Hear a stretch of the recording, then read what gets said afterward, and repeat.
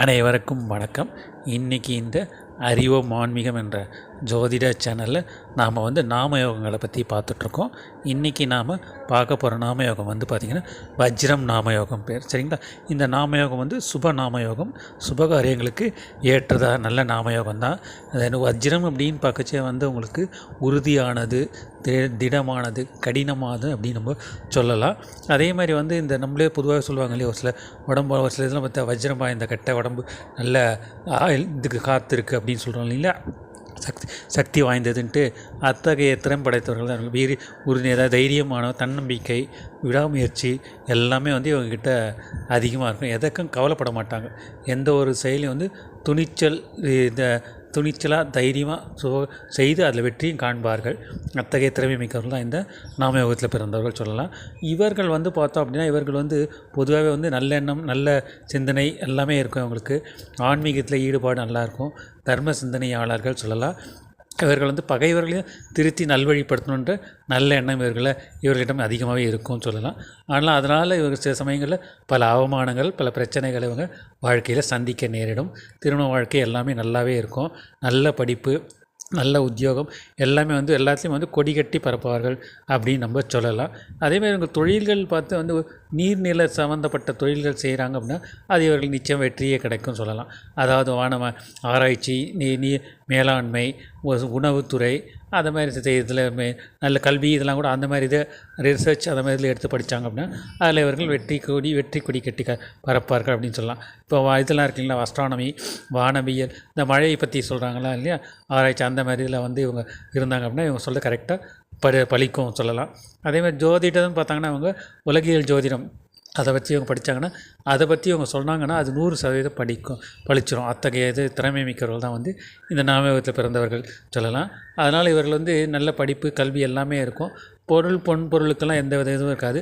தங்கத்து மேலே இவர்களுக்கு கொஞ்சம் ஈடுபாடு அதிகமாக இருக்கும், நாட்டம் அதிகமாக இருக்கும். அதை அதிகமாக வாங்குவாங்கன்னு சொல்லலாம். நல்ல நிலை, நல்ல உயரிய நிலை தான் எண்ணங்கள் எல்லாமே இருக்கும். பெரியவர்கள் எல்லாம் மதிப்பாங்க. கோயில் ஸ்தலங்கள்லாம் நல்லாவே சென்று வருவார்கள். அத்தகைய திறமை மிக்கவர்கள் தான் இவர்களுக்கு. இதான் எல்லாருக்கும் உதவும் மனப்பான்மை அதிகமாக இருக்கும். நீயும் நல்லா, நானும் நல்லாருன்ற அந்த ஒரு இது. அதே மாதிரி இவங்களுக்கு யாராவது ஒரு துரோகம் செய்துட்டாங்கன்னா அவங்கள வச்சு சமயம் பார்த்து பழி வாங்கிடுவாங்க. அதை மாதிரி இவர்கள் அத்தகைய திறமை குணம் படைத்தவர்கள் தான் இவர்கள். அதான் நல்லவனுக்கு நல்லவன், கெட்டவனுக்கு கெட்டவன் அப்படின்றோம் இல்லைங்களா, அத்தகைய குணம் படைத்தவர்கள் தான் இந்த நாமயோகத்தில் பிறந்தவர்கள். இவங்களுக்கு பொறுமையும் இருக்கும். அதே மாதிரி போட்டின்னு அதில் இவங்க இதுவும் ஜெயிச்சும் காட்டுவாங்க. அத்தகைய திறமை மிக்கவர்கள் தான். கனிவு, பாசம், அன்பு எல்லாம் நிறைந்து நல்ல எண்ணங்கள், நல்ல உயரிய சிந்தனைகள் எல்லாமே வாழ்க்கையில் நல்ல படிப்பு, நல்ல உத்தியோகம், நல்ல குடும்பம் எல்லாமே நல்ல உயரிய நிலையில் இருப்பார்கள் நம்ம சொல்லலாம். அதெல்லாம் இந்த நாமயோகத்தில் பிறந்தவர்கள். இவர்கள் உச்சி பிள்ளையார் கோயில் அவரை வணங்கினாங்க அப்படின்னா மேலும் சிறப்பு அதிகம் கிடைக்கும். அதே மாதிரி இவர்கள் வாழ்க்கையில் எப்போ 1 or 2 times எப்போ முடியுதோ அப்போ காலாஸ்திரி போய் காலத்தீப்பரை வணங்கினாங்க. அங்கே இருக்க பாதாள விநாயகர், அப்புறம் சிவலிங்கம், அதுக்கப்புறம் பார்த்திங்கன்னா அந்த இது நான் சொல்கிறது சனீஸ்வர பகவான், இந்த இதெல்லாம் இவங்க வளர்ந்து வழிபட்டு வந்தாங்க அப்படின்னா இவர்கள் வாழ்க்கையில் மேலும் நன்மைகளே அதிகமாக கிடைக்கும் நம்ம சொல்லலாம். சரிங்களா? அதே மாதிரி இந்த நாமயோகத்தில் பிறந்தவர்களுக்கு யோகி யார், அவயோகி யார், யோகி நட்சத்திரம், அவயோக நட்சத்திரம், யோகிக்கான கோயில், அவயோகிக்கான கோயில் எல்லாம் அதை பற்றி இப்போ நம்ம பார்க்கலாம். சரிங்களா? இந்த நாமயோகத்தில் பிறந்தவர்களுக்கு யோகியாக வர்றது யார் பார்த்தா சந்திர பகவானே யோகியாக வருவார். யோக நட்சத்திரம் பார்த்தோன்னா திருவோண நட்சத்திரமாக இருக்கும். சரிங்களா? ஸோ அப்படி பார்க்கச்சே இவர்களுக்கு இந்த சந்திர பகவானோட சந்திர திசை மகாதசை 10 வருஷம். இந்த சந்திர திசையில் இவர்களுக்கு நல்ல நிலையில் அடைவார்கள் அப்படின்னு நம்ம சொல்லலாம். அதாவது படிப்பு விஷயமாக இருக்கட்டும், தாய் தந்தையும் நல்ல இதெல்லாம் இருக்கும். அதேமாதிரி பாசம் இதெல்லாம் நல்லா இருக்குது. எந்த ஒரு இதுவும் கொடி கட்டி ஜெயிச்சு காட்டுவாங்க. அத்தகைய திறமை பெற்றவர்கள் தான் இந்த நாமயோகத்தில் பிறந்தவர்கள். அந்த தசை இவர்களுக்கு உயரிய தசையாக இருக்கும்.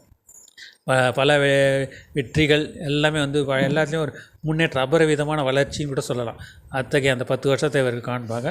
அதே மாதிரி அந்த சந்திர பகவான் எந்த நட்சத்திரம் சாரப்பட்டிருக்காரோ அந்த தசா காலங்களும் இவருக்கு வாழ்க்கையில் வெற்றி கொடி கட்டி பரப்பார்கள் அப்படின்னு நம்ம சொல்லலாம். அதில் எந்த ஒரு சந்தேகமும் இல்லை.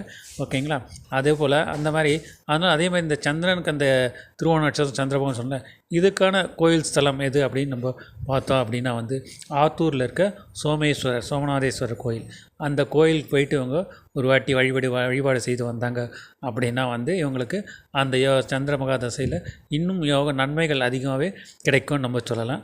அதேமாதிரி அந்த தசை நடக்கும்போது இந்த ஸ்தலம் வந்து பார்த்திங்கன்னா சந்திர தோஷத்துக்கான நிவர்த்தி ஸ்தலமாகவும் வந்து இந்த இடம் விளங்குது.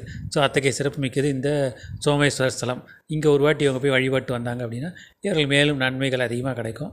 அதே மாதிரி இந்த தசா நடக்கச்சே வந்து இவங்க வந்து துப்புரவு பணியாளர்கள் இருக்காங்க இல்லையா, அவங்களுக்கெல்லாம் வந்து வாட்டர் பாட்டில்ஸோ அந்த மாதிரி வாங்கி கொடுக்கறது. அதேமாதிரி கடைநிலை ஊழியர்களாக இருப்பாங்க இல்லையா, இந்த செருப்பு தைக்கிறவங்க மற்ற இதெல்லாம் அவங்களுக்கு வந்து உணவு சாப்பாடு ஏதாவது அதேமாதிரி வாங்கி கொடுத்தாங்க அப்படின்னா இவர்களுக்கு வாழ்க்கையில் என்றைக்குமே வந்து சாப்பாட்டுக்கும் சரி தொழிலுக்கும் சரி எந்தவித குறையும் இருக்காது.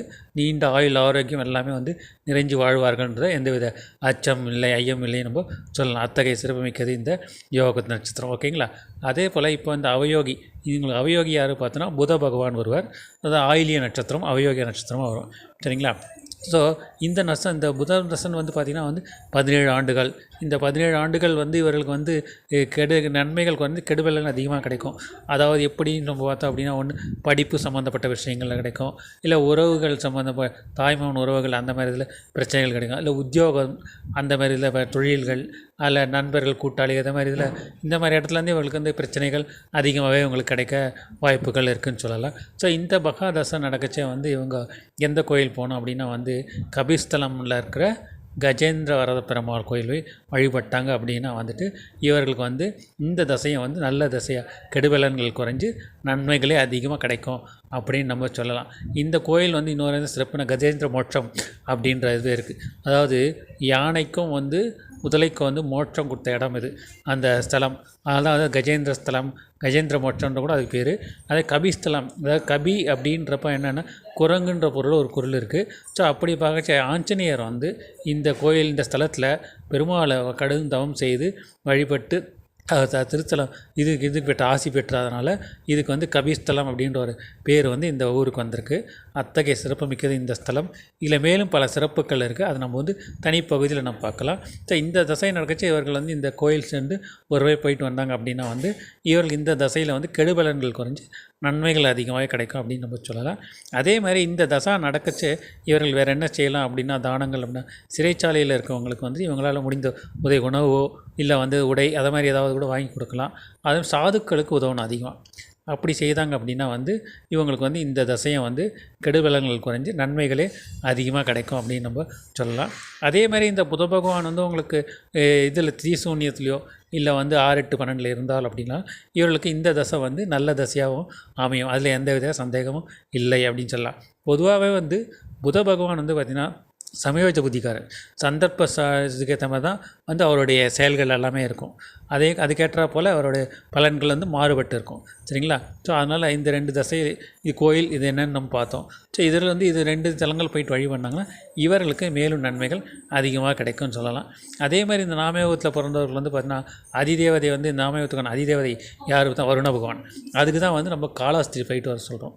சரிங்களா. அந்த காலாஸ்திரி போயிட்டு அந்த காலத்திப்புறையும் அந்த சிவலிங்கத்தையும் வணங்கி வந்தாங்க அப்படின்னா இவர்களுக்கு இந்த நாமயத்தில் வந்து இந்த கர்மா வந்து நற்கதியில் அடையும் அப்படின்றதுல எந்தவித சந்தேகமும் இல்லைன்னு சொல்லலாம். அதை மேலும் என்ன சொல்லலாம் அப்படின்னா இவங்க வந்து இந்த நாமயோகம் இந்த வஜ்ரம் நாமயோகம் வர நாட்களில் இவர்கள் வந்து பெருமாளுக்கு வந்து தயிர் சாதம் இது பண்ணி தாமோதரன் தயிர் சாதம் நைவேத்தியம் பண்ணி அதை அன்னதானம் பண்ணாலும் சரி இவர்கள் சாப்பிட்டாலும் சரி அப்படி பண்ணி வரும் காலம் இவர்களுக்கு வந்து நன்மைகளே அதிகமாக கிடைக்கும் அப்படின்னு சொல்லலாம். இந்த கர்மா இந்த நாமத்தில் பிறந்தவர்களுக்கு நல்ல நிலைகள் வந்து நல்ல உயரிய நிலைகள் அடைவார்கள், நீடோடி வாழ்வார்கள்ன்ற எந்தவித ஐயம் இல்லை என்று நம்ம சொல்லலாம். அத்தகைய சிறப்பு மிக்கவர்கள் இந்த நாமயத்தில் பிறந்தவர்கள். சரிங்களா. இதோட இந்த பதிவு முடியுது. அடுத்த பதிவில் வேறொரு நாமயத்தை பற்றி நான் பார்க்கலாம். சரிங்களா. நன்றி, வணக்கம்.